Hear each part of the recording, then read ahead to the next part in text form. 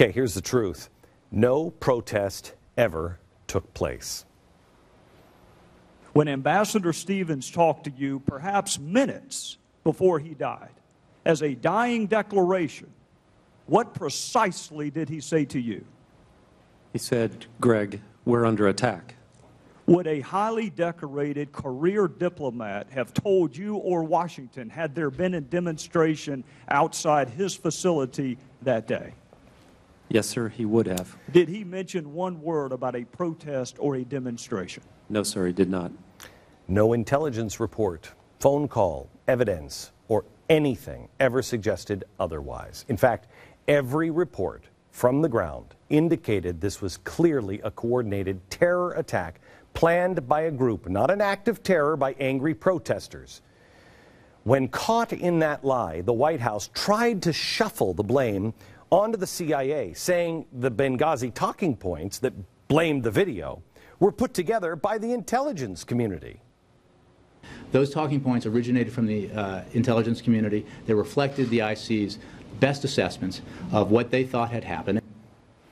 Right. Here's the truth. There was an extensive amount of input from the State Department, specifically Hillary Clinton's spokesperson, concerning the edits.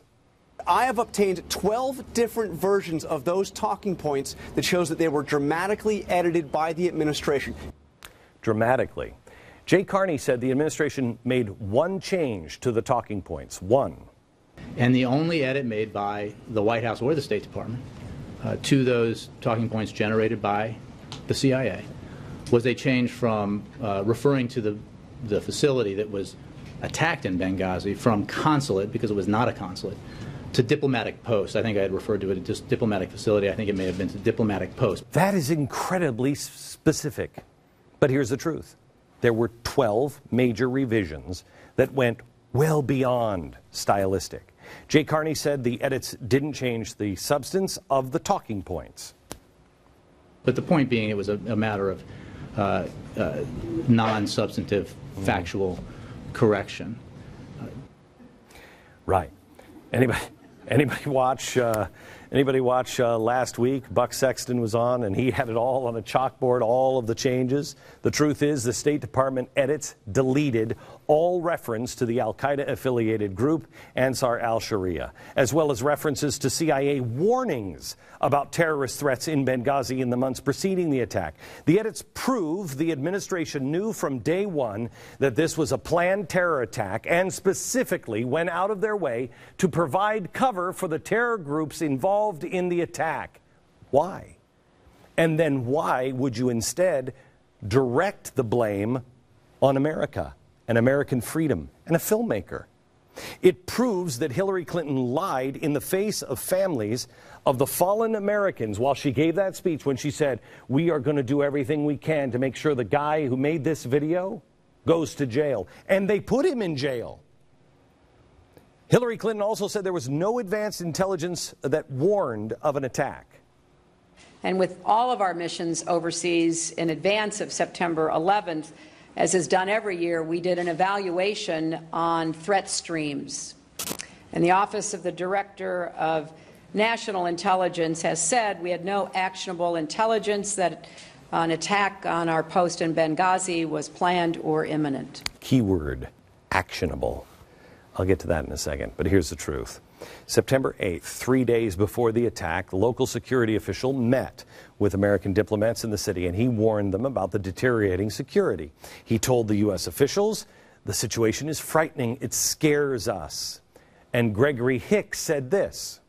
In Bahrain, my Shia opposition contacts gave me advance warning of impending attacks on our embassy and anti-government, anti-American demonstrations, allowing us to prepare and avoid injuries to staff.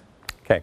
We received a quote from one of our sources. Quote, everyone in the intelligence community knew this attack was coming.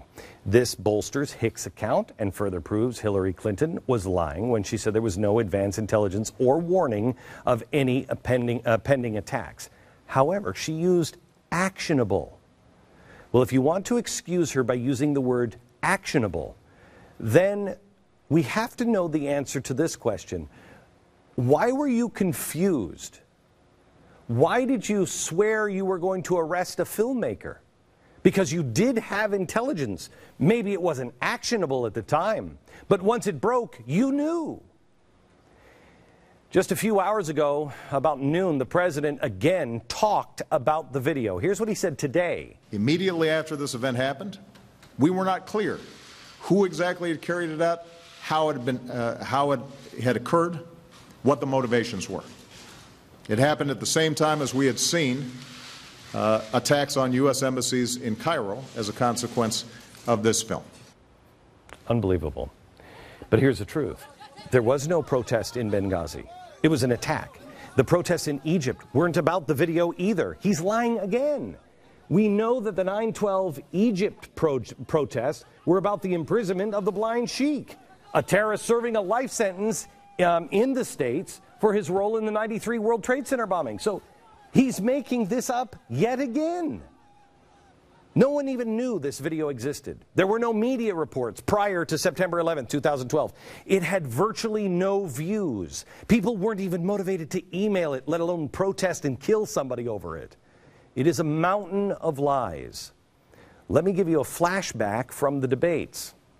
And the suggestion that anybody in my team, whether the Secretary of State, our UN ambassador, anybody on my team, would play politics or mislead when we've lost 4 of our own, Governor, is offensive. I want the president to know I'm not only suggesting it, I'm declaring it. And I agree, it is offensive. It's sick. And so why would this administration do it and then lie? Well, a few reasons. One, it fits with their political correctness theme, their embrace of the Muslim Brotherhood's goals. It also provides political cover for the administration's lie that al-Qaeda was defeated, but it goes deeper than that. And this is the one thing that you're not going to get the Republicans to talk about either. And believe me, at the highest levels, they know. It goes back to the original theory that we broadcast here on this network just a few days after Libya. And on Friday, Geraldo Rivera reported on that very thing.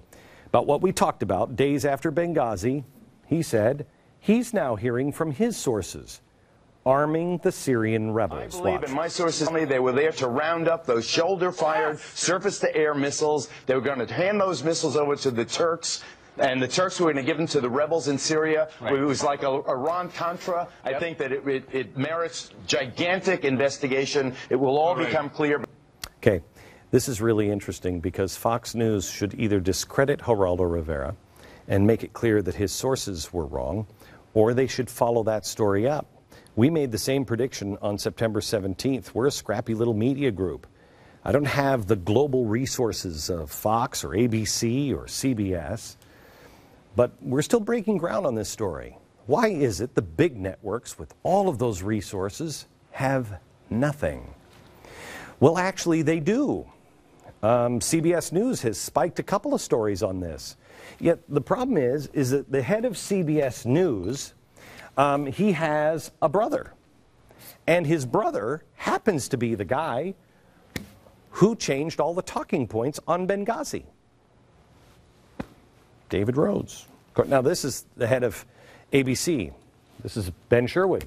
I actually like the guy. He's a friend. But he's wrong here. Give him credit. They did break the story on Friday, and they were the ones that broke the dam.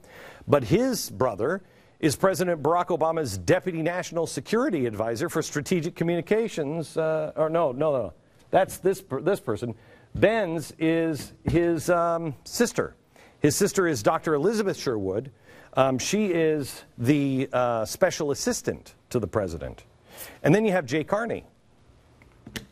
Well, Jay Carney is married to somebody, she just happens to be the senior national correspondent, Claire Shipman. Let's see, CBS, ABC, NB. Hello. NBC spiked the story this weekend. Gregory Hicks, the whistleblower. They spiked it. The story is a Democrat a Democrat that voted for Hillary Clinton. But NBC didn't think that that was important. Maybe the president mocked the idea of tyranny lurking around the corner because it's not around the corner. It's already here. It's not only here with Benghazi, it is also here with the IRS. And please, dear God, pray that your neighbors open their eyes, because the IRS becomes the health care enforcer in just a few months. And we'll show you what the IRS, no, I'm sorry, we'll show you what the press has finally recognized that the IRS has been doing for the last couple of years. Next.